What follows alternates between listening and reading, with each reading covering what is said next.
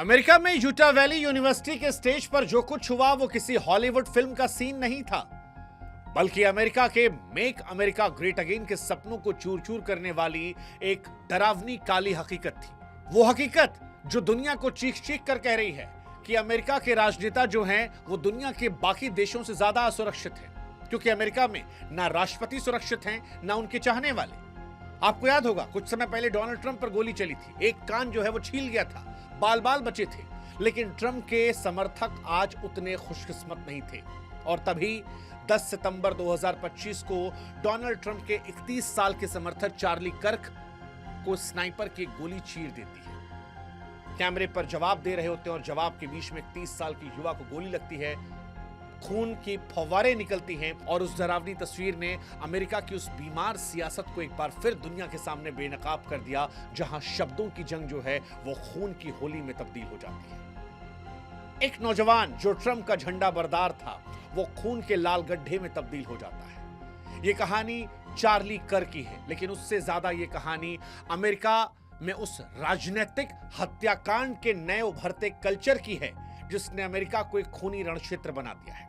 ये कहानी अमेरिका के उस गन कल्चर की है, अमेरिका के उस ढोंग की है जहां डेमोक्रेसी के नाम पर बोलने की आजादी को प्रमुखता से रखा जाता है, जहां आजादी के मंदिर जैसे शब्दों का संबोधन किया जाता है, जबकि वही अमेरिका आज बोलने पर अपने लोगों को मार देता है। चार्ली कर्क को क्यों मारा गया, कौन सी विचारधारा उनकी थी, किन किन मुद्दों को लेकर वो स्टैंड ले रहे थे जिसकी वजह से यह हत्याकांड हुआ, और कौन है जो उनके हत्याकांड पर आज खुश है, अमेरिका कैसे राजनेताओं के लिए आज एक असुरक्षित जगह बनती जा रही है, ये सब कुछ आपको बताएंगे। लेकिन उससे पहले हमारी गुजारिश आपसे है कि आप हमारे व्हाट्सएप चैनल से जुड़िए, ताकि ये जो खबरें हम आप तक लाते हैं ये रोज आप तक जल्दी पहुंच सके। आप इन खबरों को मिस मत करें और इससे हमारी ताकत और बढ़ सके और हमारा आपका रिश्ता जो है वो एक परिवार की तरह हो सके। लिंक जो है हमने कमेंट सेक्शन में, डिस्क्रिप्शन में दे रखा है व्हाट्सएप का, जरूर जुड़िएगा। अब इस कहानी को समझना है थोड़ा पीछे चलना पड़ेगा, क्योंकि इससे पहले गोलीकांड डोनाल्ड ट्रंप पर भी हुआ था। 13 जुलाई 2024 पेंसिल्वेनिया में एक रैली में डोनाल्ड ट्रंप कुछ कह रहे थे,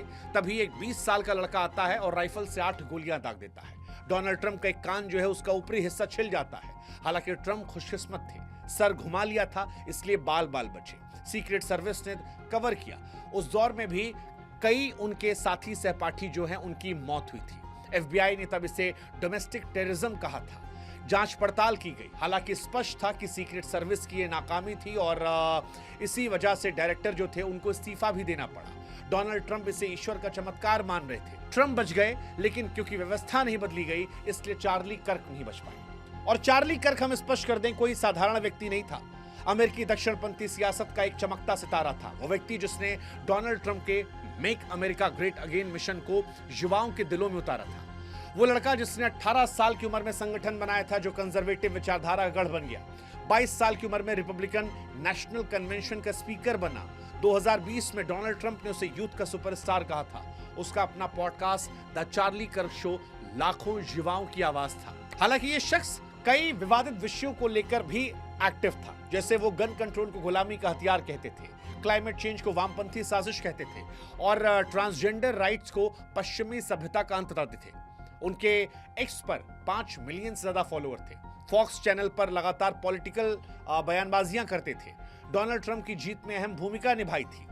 लेकिन इन सब के बीच में कई सारे विवाद जो थे वो भी इनके पीछे खड़े हो रहे थे। चार्ली की विचारधारा उनके लिए मुसीबत बन रही थी। एबॉर्शन का वो विरोध करते थे, गे मैरिज को वो अनैतिक कह रहे थे, कोविड वैक्सीन को उन्होंने जहर बताया था और 2020 इलेक्शन में वोटर फ्रॉड के झूठ को हवा देने का काम उन्होंने किया था। चार्ली ने जितना प्यार लिया उतने ही दुश्मन बनाए। वो एक कल्चर वॉरियर थे जो वोक संस्कृति को जड़ से उखाड़ फेंकने का दम भरते थे, लेकिन यही जंग जो थी ये उनकी मौत की वजह बन गई। यूटा वैली यूनिवर्सिटी 10 सितंबर 2025 अमेरिकन कमबैक टूर का पहला पड़ाव था। मंच पर वो बैठे थे, कुछ ट्रंप की लाल टोपी में, कुछ लोग वहां पर तालियां बजा रहे थे। चार्ली माइक थामे अपने तीखे अंदाज में सवाल जवाब कर रहे थे। तभी एक सवाल आता है कि पिछले 10 सालों में कितने ट्रांसजेंडर मास शूटर्स हुए।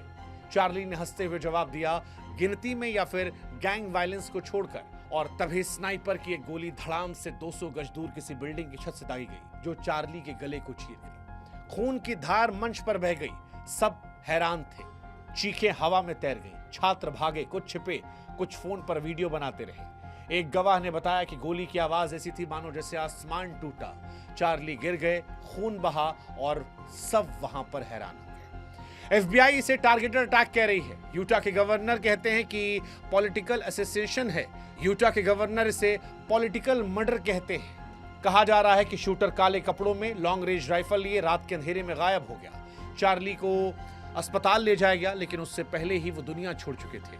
उनकी पत्नी लिखती हैं कि अब भगवान ही हमारी ताकत है, लेकिन उस रात भगवान भी खामोश थे। एफबीआई और एटीएफ ने छानबीन शुरू की है। 2 संदिग्धों को पकड़ा है, लेकिन सबूत अब तक नहीं मिले हैं।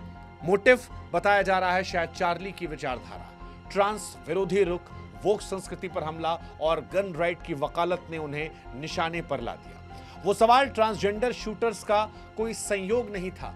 ऐसा लगा कि वो एक ट्रिगर पॉइंट था कि जब वो सवाल पूछा जाएगा उस सवाल के दौरान ही मारा जाएगा।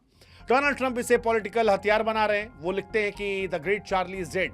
रेडिकल लेफ्ट ने नाजी कहा और अब मार दिया। ये लेफ्ट की जहरीली सोच का हिस्सा है। उधर कमला हैरिस लिखती हैं कि पॉलिटिकल वायलेंस का कोई स्थान नहीं है, ये घृणित है, निंदनीय है, लेकिन ये अमेरिका का सच है। वो सच जो बताता है कि अमेरिका में राजनेताओं के लिए विचारधारा रखना डरावना हो चुका है।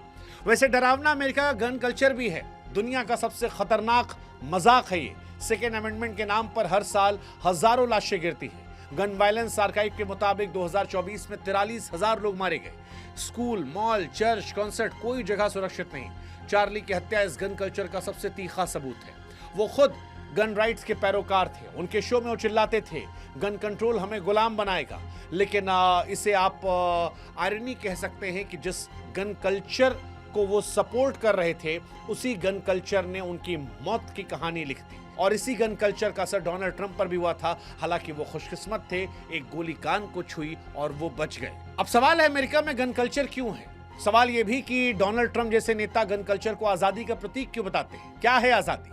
300 मिलियन से ज्यादा हथियार आम लोगों के हाथों में, सैकड़ों हथियार वहां पर आम लोगों के हाथों में। हर साल अमेरिका में माना आता है कि 14,000 हत्याएं होती हैं, 25,000 सुसाइड होते हैं, सैकड़ों मास शूटिंग होती है। 6 जनवरी 2021 से कैपिटल दंगों हो या फिर 24 में ट्रंप पर असैसिनेशन, गन अब पॉलिटिकल हथियार बन चुकी है। ये लोगों को निशाना बनाने का तरीका है, लेकिन अमेरिका अभी भी इसको सपोर्ट करता है। अमेरिका में नेता सपोर्ट करते हैं। वो कहते हैं कि एक सिक्के के 2 पहलू हैं। चार्ली की हत्या ने गन कल्चर को लेकर एक बार फिर डिबेट शुरू कर दी है। सवाल है कि क्या ये कल्चर बंद होगा? क्या ये पॉलिटिकल मर्डर जो है अमेरिका में बंद होगा? और क्या डोनाल्ड ट्रंप जो है अब अगला हमला उन पर हो सकता है? क्या वो सुरक्षित हैं क्योंकि पहले भी निशाना बनाया गया था? क्या अब नेताओं को बोलने से पहले सोचना होगा? स्कूल में बच्चे मर रहे हैं, कैंपस में गोलियां चल रही हैं, चार्ली जैसे लोग मंच पर मर रहे हैं, लेकिन उसके बावजूद अमेरिका में ये कल्चर खत्म नहीं हो रहा। सच कहें तो अमेरिका जो है वो भारत के यूपी बिहार से भी ज्यादा सुरक्षित हो गया है नेताओं के लिए। हमारे यूपी बिहार या बाकी जो राज्य हैं, राजस्थान, हरियाणा या देश के बाकी राज्य जितने भी हैं, वहां पर अमेरिका के मुकाबले डकैती, मर्डर, अपहरण जो है वो ज्यादा होता है, लेकिन राजनीतिक हत्याकांड कम है। अमेरिका में 2024 में ट्रंप पर 2 बार हमला हुआ। 2021 से अब तक वहां पर 300 पॉलिटिकल वायलेंस हो चुके हैं। और इस बार चार्ली की हत्या ने सबसे ज्यादा स्पष्ट किया कि अमेरिका का ग्रेट बनने का सपना आज की ब्लडी हकीकत है। हमारे यहाँ जातिगत हिंसा होती है, अमेरिका में आइडियोलॉजिकल हिंसा होती है। यानी हमसे बहुत ज्यादा अलग वो नहीं है। हाँ, उन्होंने उसको पॉलिश कर रखा है, इसलिए वो अपने आप को सही तरीके से पेश कर पाते हैं, लेकिन सुरक्षित न पूर्णता यहाँ है न पूर्णता वहां है। यहाँ पर गरीब आदमी परेशान है, वहां अमीर आदमी परेशान है।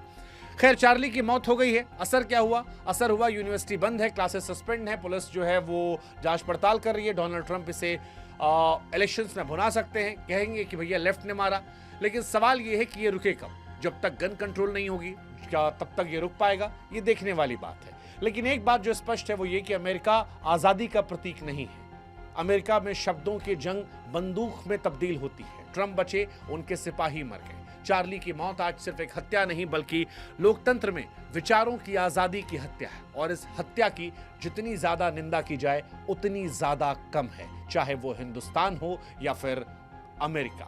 और इसीलिए आज हम कह रहे हैं कि अमेरिका असुरक्षित है, अनसेफ है।